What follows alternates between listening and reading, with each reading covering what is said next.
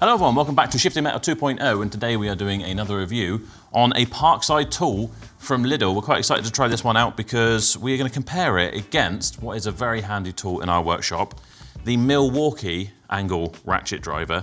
This is about 4 times as expensive as the Parkside version. We're not expecting the Parkside to be quite as good, but if it's somewhere in the region, it could be a very good value tool for your workshop, and that's what we're going to try and test out today. So let's get Ben in here, because he's the real expert. You can open up the box and we can find out what you actually get inside this kit for your money.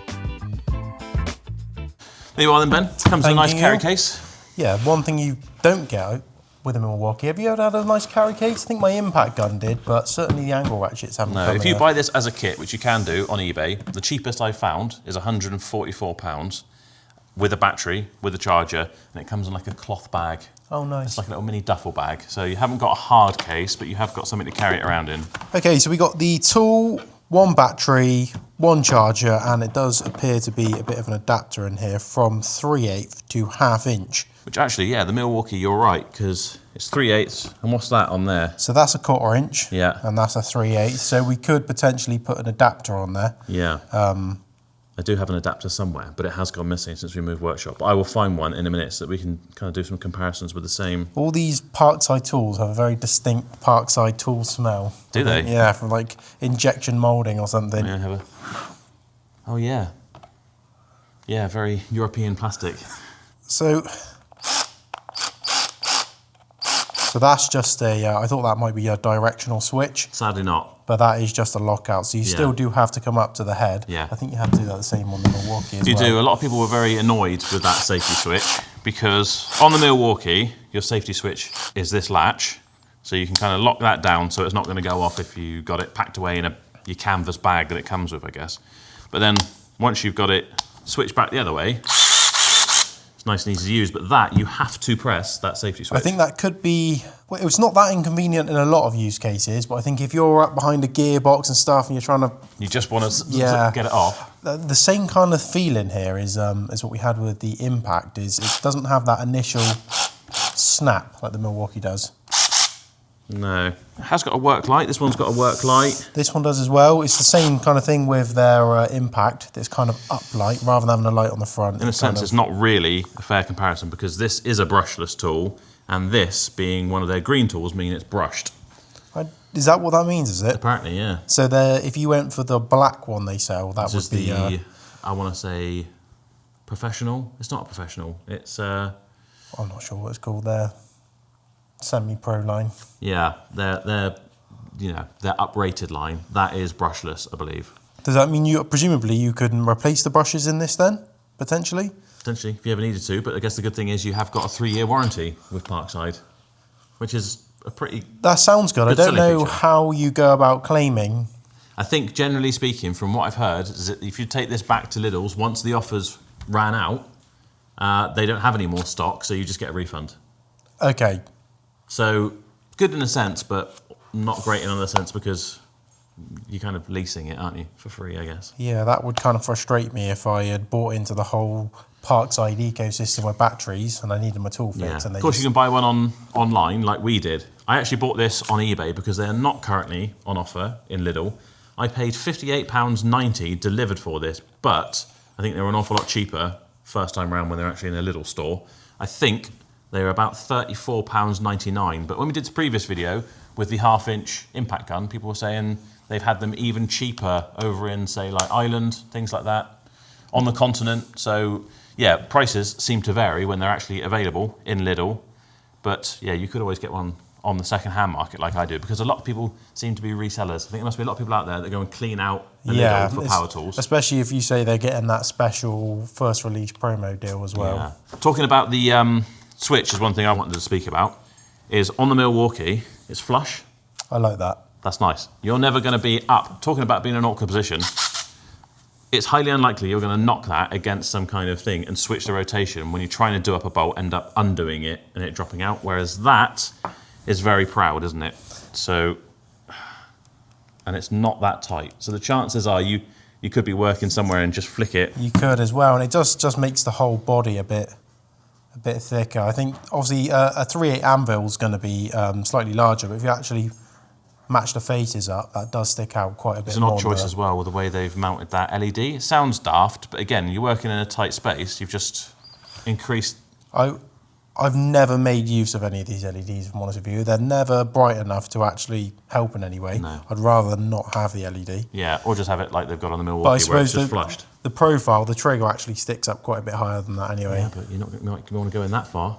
You know how it goes. You can't always get it all in, can you? No, you can't. No. Other things to note, which are the things that I can talk about before Ben actually puts it to the test, is Milwaukee, you've got a 4-stage battery indicator on here. You can see it's on 3, so we'll chuck it back on charge in a minute before the power test. And that, once you've pressed it, it kind of stays on. From what I saw with this, you've got a 3 LED system, and, oh, I've got to do some safety, haven't I? It's only on while you're pulling the trigger. So you kind of need to pay attention. And there are some differences, as we said, about snappiness. So, let me see, this is where you one-handed, that is awkward.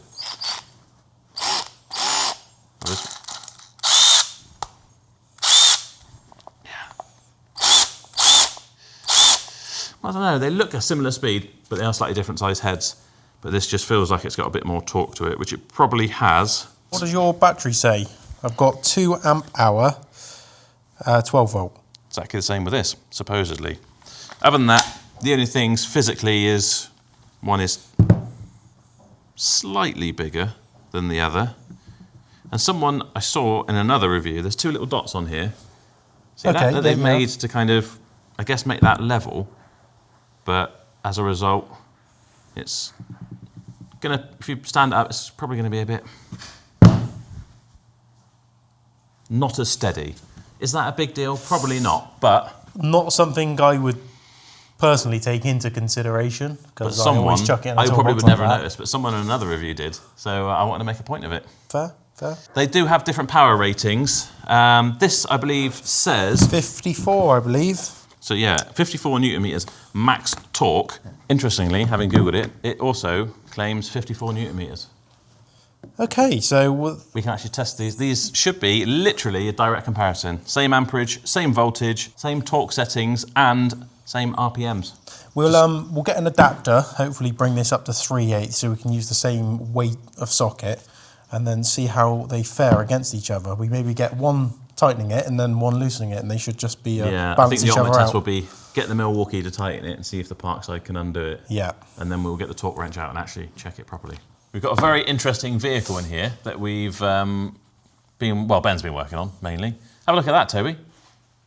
Wow. Prizes for guessing what on earth that pile of tat is. But either way, it's got some bolts on here that we can test out these tools on, mainly the Parkside, obviously. Ben's tightened one up to... 20 newton meters. Will it crack it off? I should hope so. I'd be very disappointed if it didn't. Do you know what? I'm going to have a look in... While you do that, I'm going to have a look in the instruction manual, because one thing I really liked and really sold to me was, on the Milwaukee, is that it's actually designed to be able to use as a ratchet without any power. It's not going to damage the motor or the gears by actually levering. So if you need to get started on something, you can use the tool and then carry on. I know you can do that. I've always held... It's always felt really wrong to do that, so I've always ended up using a ratchet and then swapping back over to the electric one, but... Yeah, but you're, as everyone will tell us in the comments, you're far more professional than I am. I would just rip it to pieces. But yeah, I don't know whether this... it might not even tell us whether you can do that with a Parkside or not, but I will let you know in a minute once you've done your test. Okay, so this one here has been torqued up to 20 newton meters, and we are going in reverse. Easy-ozy. So we have quickly realised that that bolt there probably isn't going to tighten up to 40 newton meters without snapping. So we'll swap over to a bit of a beefier wheel bolt now. There we go, 40 newton meters. Still going in reverse.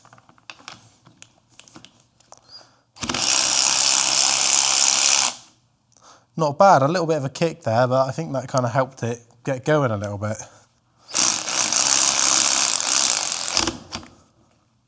I don't like that. It kind of like wants to carry on going round rather than like sensing that it's come to a stop. Hasn't got like a clutch. Yeah, it's like not torque sensing or whatever the It's terminology is. interesting because if you do get there, I really need to look up what it is, whether it's the professional range or whatever.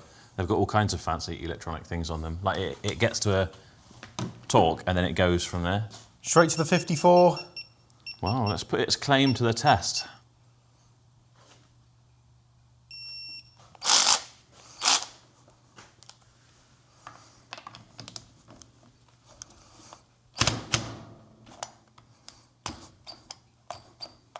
Should we see if we can... I was going to say, this is the opportunity where we can leave it with it.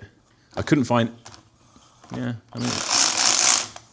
I think you can. I couldn't find anything specifically in the instructions. But that doesn't mean it's in there. I'm just very ADHD and I couldn't read that much text. But I could tell you how to dispose of it. It tells me that in there, but not whether you can... dispose of it? I lied, I can't tell you how, but I could point you in the direction of the section where it says about it. So I've gone 50 here, just 4 newton meters below its claimed threshold. So it is at least within 4 newton meters of that claim, which isn't bad, I don't think. Should we just for clarity's sake, should we do 54 newton meters again, and we'll test it with the Milwaukee and see if that actually, you know, it might be exactly the same. So we do have the adapter on the Milwaukee to bring it up to 3/8, which might give it a bit more weight. Well, also it kind of reduces a bit of power, doesn't it, every time there's a bit in there. Oh, it's kind of decided that is too much. That's kind of... Yeah, you probably have to take the battery out and put it back in now just to reset it, because it's... Seems a bit daft, doesn't it? All right, and we'll tighten that up to 50, where the Parkside gave up.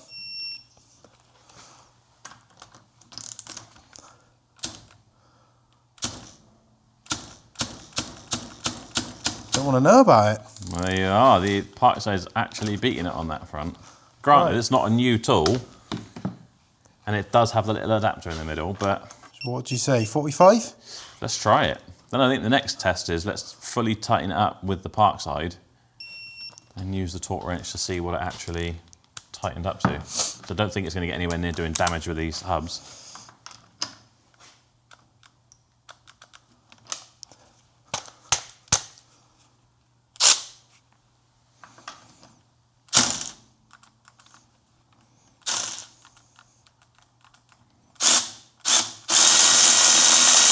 So possibly a bit of a dodgy battery connection. Yeah, there is a bit of a... Let's have a quick look, because these batteries can be a bit tricky, and I've had lots of different ones over the years.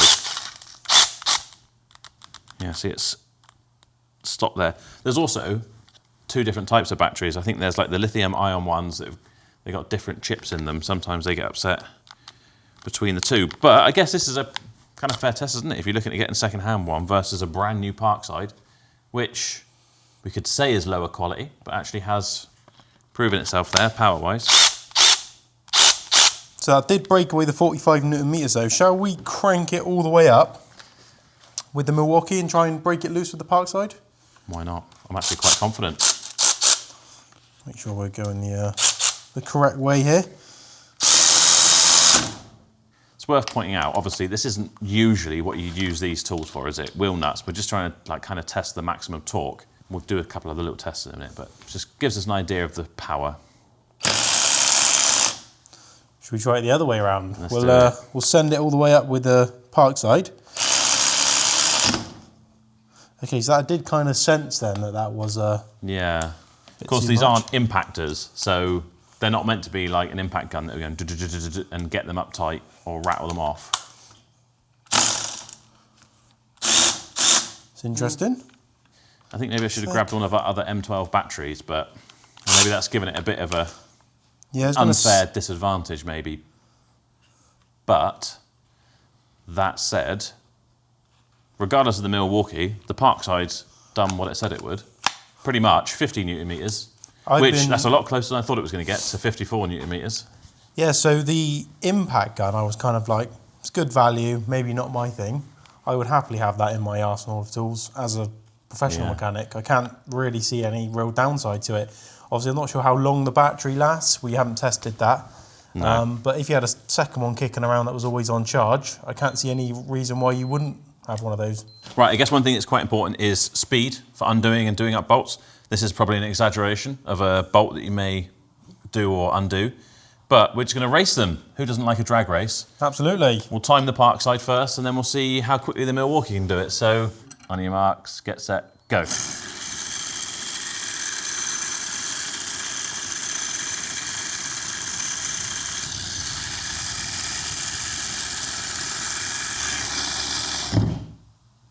$43.3.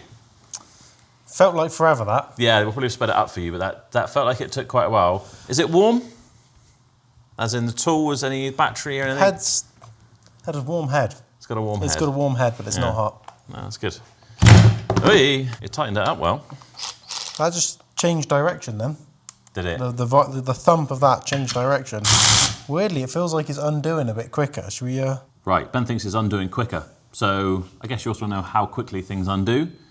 So, ready, set, go.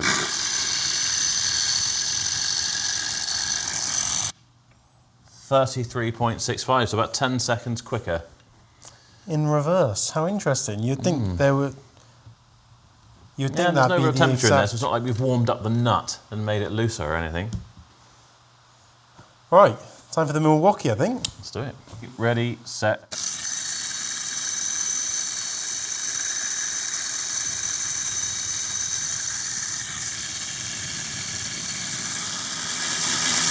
$39.73, so fractionally quicker, but we're talking 3 seconds. Well, let's see if it evens out. It might be a little bit slower in reverse.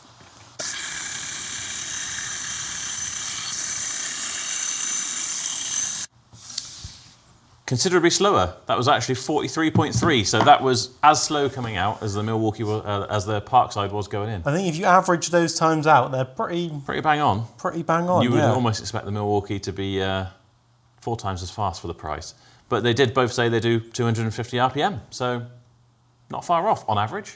So fairly comparable. So I reckon we'll hop onto our weird little vehicle over here and we'll test one more thing.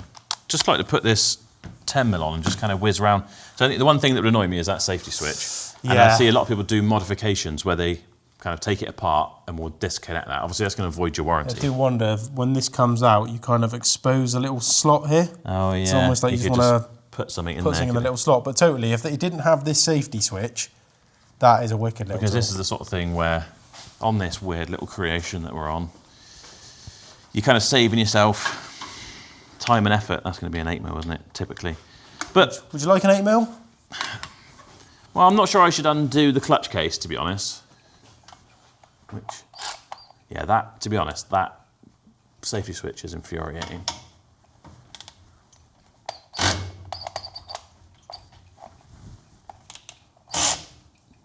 So it needed a little tweak then, but you could leave her with it.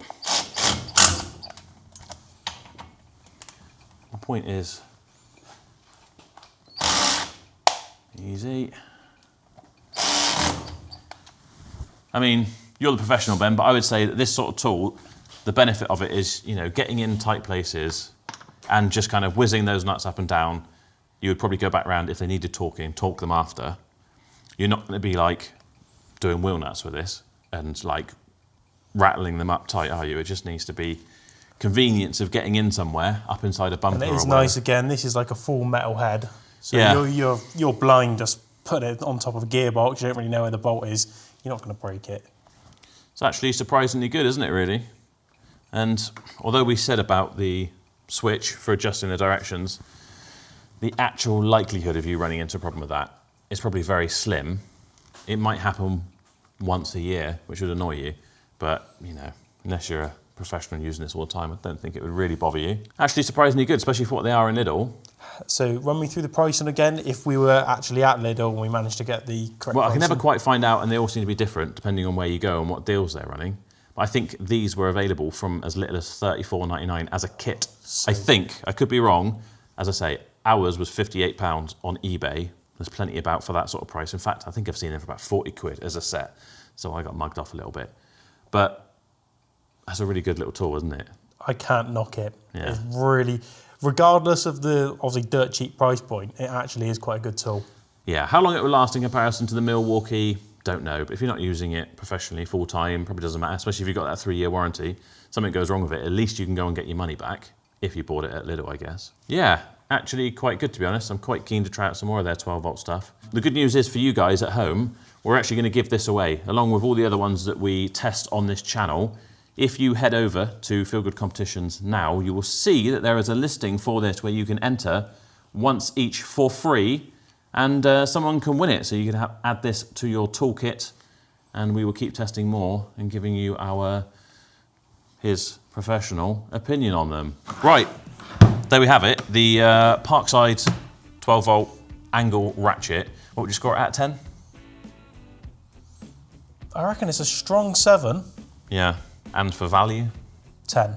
You can't knock it, can you? Out of value, that especially if you got it for such a good 35, 40 quid. You'd be over the moon with that. Yeah, they're not currently in our local Lidl at the minute, but they come around all the time. I do love these ratchets, especially DIY guys. You're on the floor and you're trying to get underneath to get your under tray off so you can do an oil service. Yeah.